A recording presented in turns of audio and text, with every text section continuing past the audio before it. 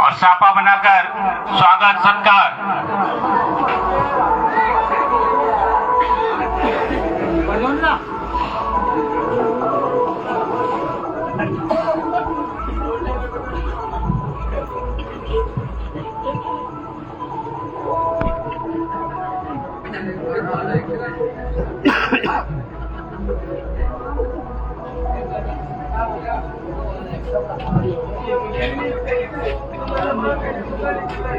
इसके बाद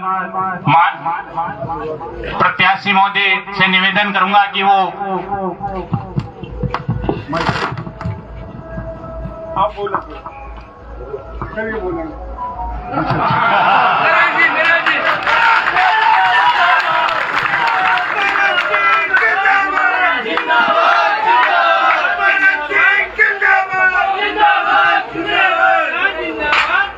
परम आदरणीय पूर्व मंत्री भरत सिंह जी,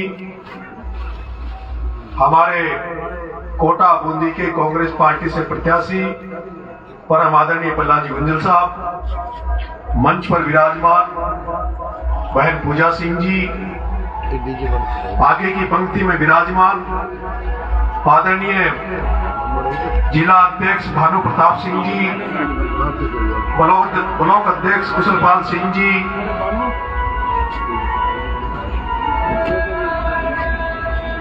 और कुंदनपुर के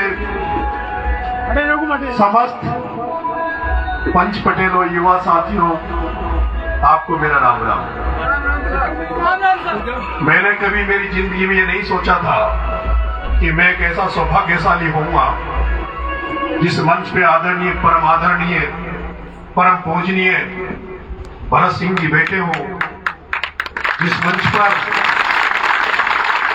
प्रहलाद गुंजल जैसे लड़ाके हमारे प्रत्याशी उस मंच पर बैठे हो, उस मंच पर मुझे भी जगह मिली, मुझे भी बोलने का मौका मिला। इससे बड़ा सौभाग्यशाली मैं अपने आप को नहीं मानता। वैसे तो ये गांव आदरणीय मंत्री जी का है, यहां तो वोट मांगने का कोई कारण ही नहीं बनता। ये गांव तो जिस तरह से परम आदरणीय मंत्री जी ने मुझे 3-4 दिन पहले भी फोन किया था कि नरेश तुमने ज्वाइन कांग्रेस कर ली वापिस से और तुम आके प्रहलाद जी गुंजल साहब का चुनाव संभालना और गुंजल साहब के चुनाव में अपना कैंपेन करना। ऐसे में मैं मानता हूं कि कुंदनपुर का हर व्यक्ति, हर नागरिक खुद प्रहलाद गुंजल बनकर इस चुनाव को लड़ेगा। ये मैं आपसे उम्मीद करता हूं, आशा करता हूं। आपने मेरा स्वागत किया, सम्मान किया, इसके लिए मैं बहुत बहुत धन्यवाद, बहुत बहुत आभारी हूं। और मैं यही कहूंगा, राजनीति में आदरणीय भरत सिंह जी जिस नजर से हमें देखते हैं, भगवान करे, ईश्वर करे, कभी ऐसा कोई काम नहीं हो जो उनका विश्वास, उनका भरोसा हमसे उठ जाए। इसे हाड़ौती में सिद्धांतों की राजनीति करने वाले, ईमान की राजनीति करने वाले, बिना किसी मोह माया के पदों को त्यागने वाले इस देश में, या तो हमने सोनिया गांधी जी का उदाहरण देखा है जिन्होंने देश में 2 बार प्रधानमंत्री बनने का मौका आया लेकिन प्रधानमंत्री जैसा पद ठुकरा दिया। और आज के इस युग में जहां लोग पंच सरपंच बनने के पीछे लोगों को भागते रहते हैं, और ऐसे समय में भी आदरणीय भरत सिंह जी ने ये कह के चुनाव लड़ने से मना कर दिया कि आज की राजनीति मुझे सूट नहीं करती, आज की राजनीति में वो सिद्धांत, वो ईमान नहीं मुझे, इसलिए मैं चुनाव नहीं लड़ रहा। मैंने देखा राजनीति में कई लोग चुनाव लड़ने से मना कर देते हैं, कई लोग जनता को बेवकूफ बनाते हैं, जनता से कहते हैं कि हम चुनाव नहीं लड़ेंगे। वो सोचते हैं जनता उनके पास आएगी, जनता उनको मनाएगी, पार्टी उनको मनाएगी, और उसके बाद वो कह देंगे कि पार्टी ने मुझे जबरदस्ती टिकट दे दिया, जनता नहीं मान रही थी इसलिए मैं चुनाव लड़ लिया। लेकिन आज भी राजस्थान की राजनीति में मैं 2 ही नाम देखता हूं, आदरणीय हाड़ौती में आदरणीय भरत सिंह जी को, और एक नाम मैंने पश्चिमी राजस्थान में देखा, हेमाराम जी चौधरी को। उन हेमाराम जी चौधरी जो बुजुर्ग हैं, उनको भी मैंने देखा, हजारों लोग उनको मनाने गए, उनसे चुनाव लड़ने की विनती की, उसके बावजूद भी चुनाव नहीं लड़े। ऐसा व्यक्ति हमारी इस हाड़ौती में तो कोई दूसरा पैदा नहीं होगा। हम तो यही चाहेंगे, यही भगवान से विनती करते हैं, निवेदन करते हैं कि भगवान हमें इस सत्य मार्ग पे चलाए, जिस मार्ग पे भरत सिंह जी ने चल के राजनीति की है, उसी मार्ग पर हमें चलने की ताकत दे, शक्ति दे। इसी के साथ धन्यवाद। राम राम साहब।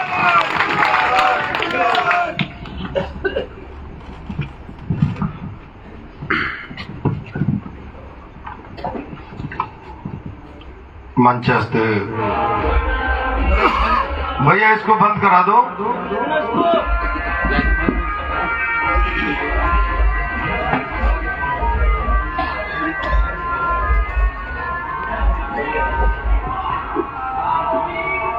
हम सबके मार्गदर्शक वरिष्ठ नेता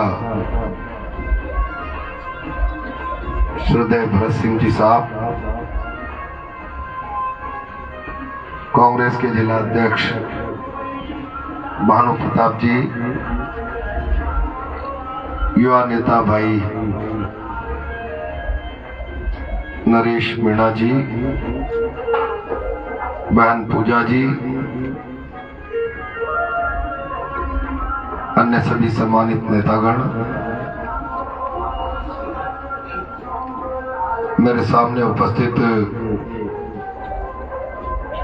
कुंदनपुर गांव के सभी सम्मानित महानुभाव, नौजवान मित्रों,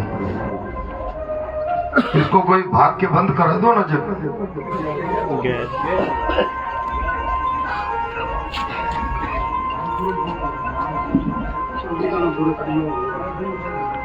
अभी भाई नरेश मीणा ने अपने संबोधन में परम सम्मानीय भरत सिंह जी के व्यक्तित्व को लेकर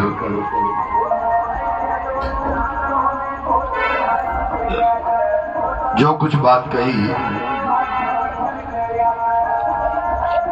वो पर्याप्त नहीं है।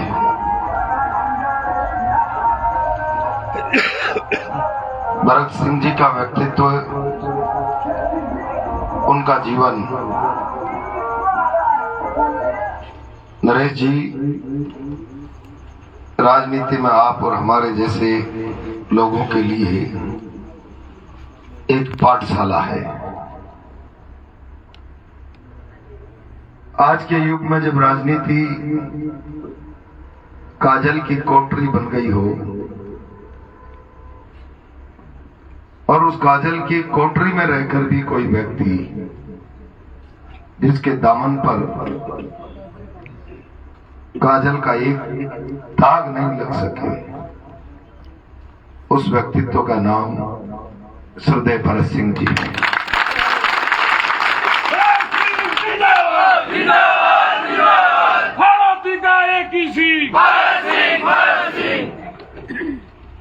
मैं कई बार कहता हूं,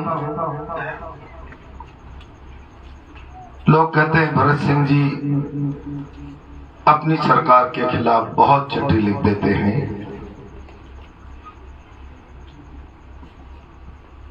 मैं कई बार कहता हूं, राजनीति में जिन लोगों की आत्मा मरी हुई होती है, राजनीति में जिन लोगों की आत्मा में कोई कमजोरी होती है,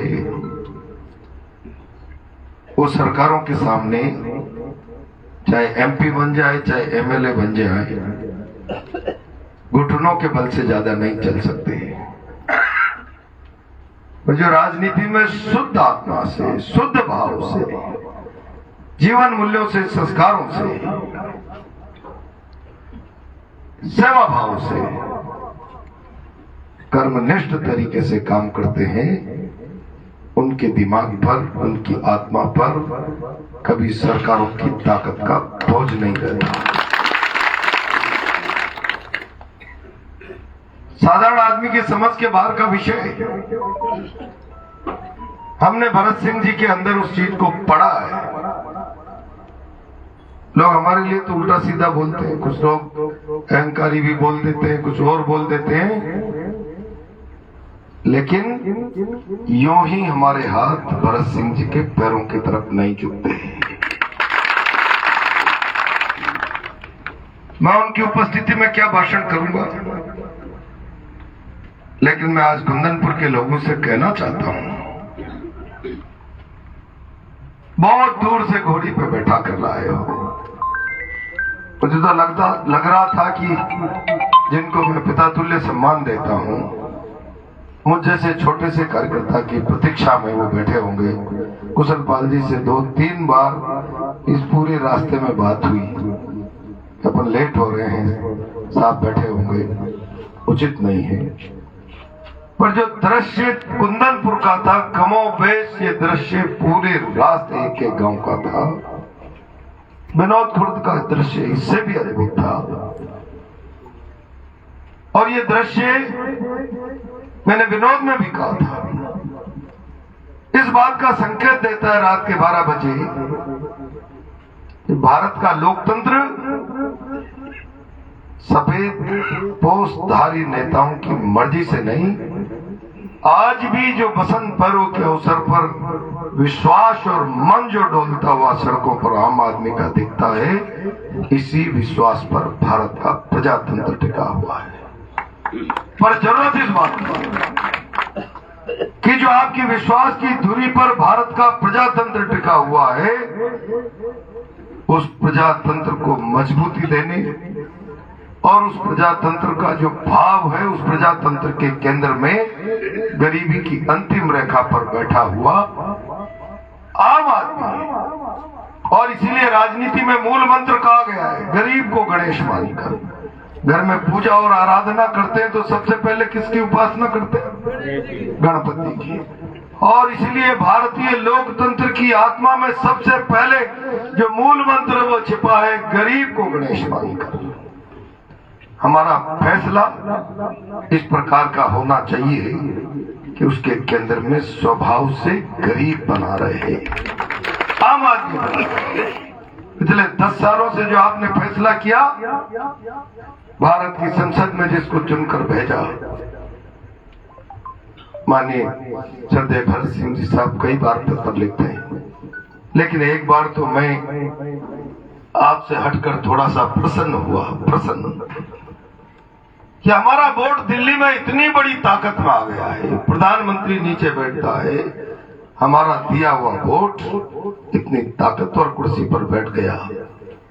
तब मन में जीते जी जागते जी एक सपना कल्पना आंखों में आ गया, अब शायद कुंदनपुर का किसान श्रद्धेय भरत सिंह जी को सुबह सुबह फोन नहीं करेगा, हुक्म जाड़ा पड़ रहा है। रात के 2 बजे के फीडर को अगर आप चेंज करा के दिन में करा दें तो कपकपाती सर्दी में दांत कटकटाने नहीं पड़ेंगे, क्योंकि अब हमारा वोट प्रधानमंत्री को भी सिट डाउन कहने वाला, जैसा उनके भाई कहते हैं, इतनी बड़ी ताकत में आ गया है। कई सारे सपने मैंने भी बुन लिए। अब कोटा में शायद IIT भी आ सकती है, एम्स भी आ सकता है, सेंट्रल यूनिवर्सिटी भी आ सकती है। अब बंद पड़े उद्योगों की चिमनियां धुआं उगलने लग सकती है, बेकार हाथों को काम की उम्मीद बन सकती है, और बनेगी भी क्यों नहीं, क्योंकि कुंदनपुर का वोट भारत के प्रधानमंत्री के भी माथे पर जा बैठा था। इतनी ताकत आ गई थी, पर आपके प्यार और आशीर्वाद के बूते पाई हुई रियशत और ताकत ने हमें निराश किया, हताश किया। केवल और केवल एक काम किया, आओ। अगर वो कुछ विकास नहीं कर पाते और कहते तुम्हारी प्यार और आशीर्वाद की बदौलत में भारतीय प्रजातंत्र की महत्वपूर्ण सीट पर जाकर बैठा हूं, मैं आपकी चरण वंदना करना चाहता हूं, आपके चरण धो धोकर चरणामृत पीना चाहता हूं, तो भी हाड़ौती की जनता माफ कर देती। लेकिन उन्होंने कहा, आओ देखो देखो मेरा रुतबा देखो, सरपंच संग एक दिन संगोद आ जाओ, एक दिन सुल्तानपुर आ जाओ, और दिल्ली में मेरा घर देखो, मेरी संसद देखो, रोटी खिलाऊंगा, वापिस रवाना कर दूंगा। बिरला जी, वोट सपना है। वो सपना रोटी दिल्ली में बुलाकर आपके घर के रुतबे को दिखाने से गरीब की आंख का सपना पूरा नहीं हो सकता। वोट में उम्मीदें आपने ना उम्मीद किया है। बोलने को बहुत सारी बात है, पर मैं मर्यादा में, ऐसा नहीं है कि आज मंच में बैठे इसलिए। मैं सदैव मेरे जीवन में किसी राजनेता की मर्यादा में रहता हूं, कम शब्दों में उनके सामने अपनी बात रखने की चेष्टा करता हूं। तो उस नेता का नाम भरत सिंह जी है। भरत सिंह विचारधाराओं का भले ही मिलान पहले नहीं रहा होगा, तब भी मेरे मन की श्रद्धा सदैव उनके प्रति ऐसी बनी रही, और उनका प्यार, आशीर्वाद अथाह स्नेह इसी प्रकार का बना रहा। मैं तो उनकी उपस्थिति में केवल कुंदनपुर को एक बात कहना चाहता हूं, बिरला जी ने केवल आपके सपने नहीं तोड़े जो आपने आंखों में देख लिए, जीते जी जागते जी। बिरला जी ने तो खुद ने जो सपने दिखाए उन्हें भी तोड़ा। 2014 के बाई इलेक्शन में असेंबली में कहा, मैं बिरला एयरलाइंस चला दूंगा अगर सरकार ने एयरपोर्ट नहीं बनाया तो, और ये दोनों भी नहीं होंगे तो 19 का चुनाव भी नहीं लड़ूंगा। 19 का भी लड़ लिया, 24 का भी लड़ रहे हैं, और कोटा के बच्चे कागज के हवाई जहाज उड़ा रहे हैं। इसी कनवास में आकर कह के गए थे, पंचायत समिति अगर मैं नहीं खुला पाया हूं कनवास में अलग से सांगो से, तो मैं सांगो कनवास की धरती पे जीवन भर छापा नहीं बांधूंगा जब तक। अभी संपर्क के दौरान 20 सापे कनवास में बांध के गए। जिस व्यक्ति को अपने कहे हुए का मूल्यांकन और उस पर दृढ़ता पूर्वक चलने का नित्य साहस नहीं है, समाज उस पर किस प्रकार से भरोसा कर सकता है। बहुत महत्वपूर्ण निर्णय 26 अप्रैल को आपको करना है। मैं बहुत बड़ी लफाजीपूर्ण भाषा में, न जीवन में मैंने कभी कोई बयानबाजी की है, न करना चाहता कभी चुनाव लड़ते समय। मैं इतना वचन दे रहा हूं, श्रद्धेय भरत सिंह जी की साक्षी में विश्वास दीजिए, ये आपका बेटा, किसान का बेटा, आपके विश्वास की कीमत अगर मेरे प्राण भी है तो जान की बाजी लगाकर आपके विश्वास की रक्षा करेगा, उसको टूटने नहीं देगा। माथे पर गठरी की तरह बांधकर चलेगा और प्रयास करेगा आपके उस विश्वास की दौलत में आने भर भी कमी नहीं आनी चाहिए, आने भर की भी कमी नहीं आनी चाहिए। उसके लिए क्या कुछ किया जा सकता है, क्या कुछ किया जा सकता है, मैं प्राण से उसके लिए डटकर काम करूंगा, क्योंकि भरोसा ही है जिसपे लोकतंत्र टिका है, भरोसा ही है जिसमें समाज के रिश्ते टिके हैं। सब कुछ भरोसे की कीमत है, इसलिए भरोसे को टूटने नहीं दूंगा। मैं इस बात के लिए वचनबद्ध हमेशा रहता हूं, आगे भी रहूंगा। कुंदनपुर के चरणों में आपकी साक्षी में इतना ही निवेदन करते हुए उम्मीद करूंगा कि इस बार आपका आशीर्वाद आपके भाई, आपके बेटे को निश्चित रूप से मिलेगा। विनती करते हुए अपनी बात को विराम देता हूं। अब मैं श्रद्धेय भरत सिंह जी साहब से अनुरोध करूंगा कि हमको आशीर्वाद दें। सम्माननीय भाई प्रहलाद जी, मेरे बगल में बैठे नरेश जी, सम्मानित मंच, उपस्थित सभी साथी। प्रहलाद जी, आपके आने के बाद तारीख पलट गई। चैत्र नवरात्रा की शुरुआत हो गई है। इस शुभ अवसर पर आप हमारे बीच में हैं और मुझे विश्वास है कि 26 तारीख को जब वोट पड़ेंगे, उस वोट में बहुत भारी मतों से इस हाड़ौती की जनता आपके लिए मतदान करेंगे। अभी जब आपका नामांकन पत्र आपने भरा था तो उस दिन मेरा भी सौभाग्य था कि मैं उस सभा में शामिल हुआ और मैंने जो लोग में जोश देखा, उसी समय मुझे विश्वास हो गया था कि लोग बाग जाग गए। और जब जनता जाग जाती है तो कोई कितना ही प्रयास करे उसे गुमराह नहीं किया जा सकता। और आजकल तो रामायण देखने का दौर चल रहा है। मैं भी रामायण को बहुत ध्यान से देखता हूँ। मैं राम के पात्र को भी देखता हूँ और रावण की तरफ भी ध्यान से देखता हूँ कि रावण में इतना विद्वान होने के बाद भी किस प्रकार का अहंकार था और किस प्रकार जब पाप का घड़ा बढ़ जाता है तो वह स्वतः ही फूटता है। ये प्रकृति का नियम है। हमारे जो सांसद हैं उन्होंने 10 साल तक हमारे विकास को ठगा है, दिया कुछ नहीं, खुद के घर को इस प्रकार भरा है जिसके मैं प्रमाण आपके समक्ष पेश कर रहा हूं। देखिए उनको ध्यान से। मैंने जब चुनाव नहीं लड़ने की सोची थी और नहीं लड़ा तो मैंने ये भी सोचा था कि मैं प्रचार में भी नहीं जाऊंगा और मैं विधानसभा में गया भी नहीं। इसलिए नहीं कि मैं नहीं चाहता था कि कांग्रेस का प्रत्याशी नहीं जीते, मुझे विश्वास था कि हमारे काम के आधार के ऊपर वोट देंगे। अगर काम वाम को नहीं, ठगी का जमाना है और मैं इसीलिए कहता हूं कि सावधान रहो और ठगों से बचो। पत्र लिखता रहता हूं मैं आपको। और एक बात, जब नामांकन के दिन मैं, जैसे अभी मेरे बगल में नरेश जी है, इस बगल में प्रहलाद जी हैं, जब प्रहलाद जी भाषण दे रहे थे तो मेरे बगल में उस समय डोटासरा जी थे और हमारे रंधावा जी थे। मैंने दोनों से कहा एक बात मेरे ध्यान से सुनिएगा। तो वो मेरी तरफ देखा, मैंने कहा ये चुनाव प्रहलाद गुंजन जीतेंगे।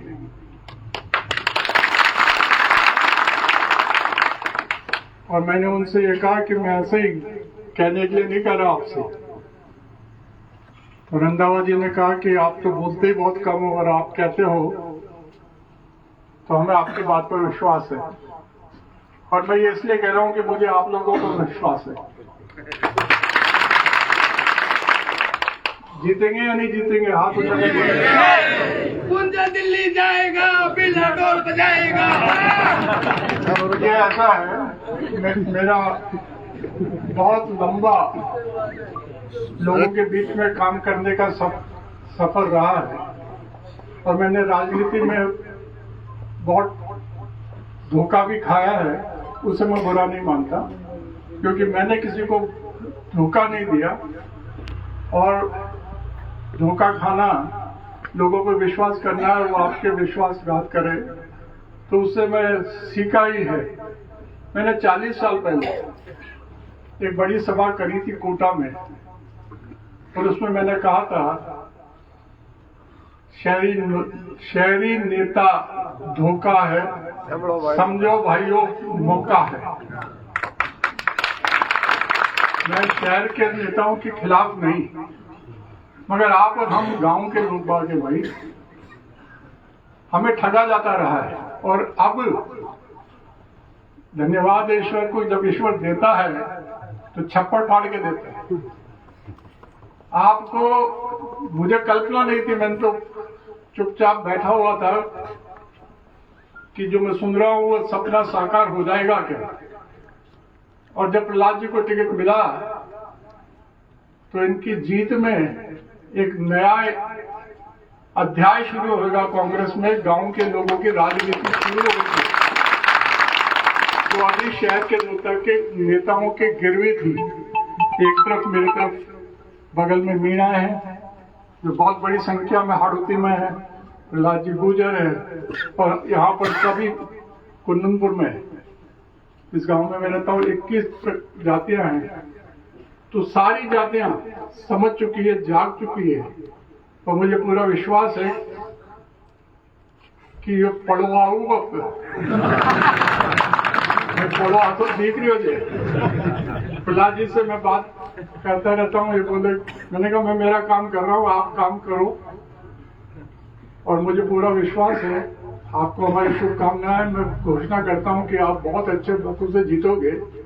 और ये चैत्र नवरात्रा पे मेले लगते हैं, मेरे को दो का तो पता नहीं, पर मेघनाथ का वध होगा, हंसेगा, और आपको गर्व होगा जब आप जाओगे कहीं दिल्ली कहीं मद्रास, और एक कहां से आते हो कि वहां से आते हैं जहां से हमने स्पीकर को ढसाया। प्रधानमंत्री आए थे और उन्होंने कहा दाल बाटी चूरमा, वोटर माँ को सूरमा, चूरमो खाड़ दियो आपने, सूरमो तो मत गुलाबी छे, ओम बिरला को खड़ियो चूरमो और पलाजी माँ को सूरमो। पलाजी आप निश्चित रूप से जीतोगे, और हमारे लिए बहुत गर्व की बात है कि गांव के लोगों को ताकत मिलेगी और बहुत बड़ी ताकत मिलेगी, ऐसी मुझे उम्मीद है।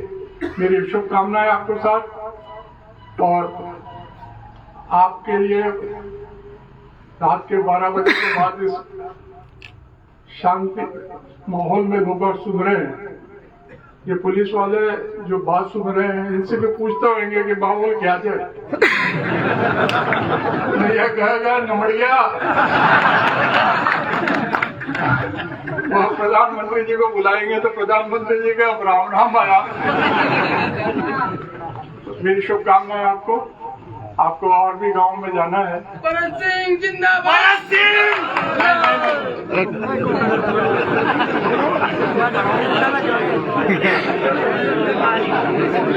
इन्हीं शब्दों के साथ मेरी शुभकामनाएं हैं प्रहलाद जी को और नरेश जी को। ये मेरा सौभाग्य है कि मैं दो होनहार इस हाड़ौती को दिशा देने वाले, हाड़ौती के भविष्य जो नेतृत्व प्रदान करेंगे उन लोगों के बीच में मुझे कुछ दिखता है इन लोगों में, इसलिए इस प्रकार की बात कर रहा हूँ। बहुत मुश्किल से आदमी तैयार होता है, बहुत मुश्किल से।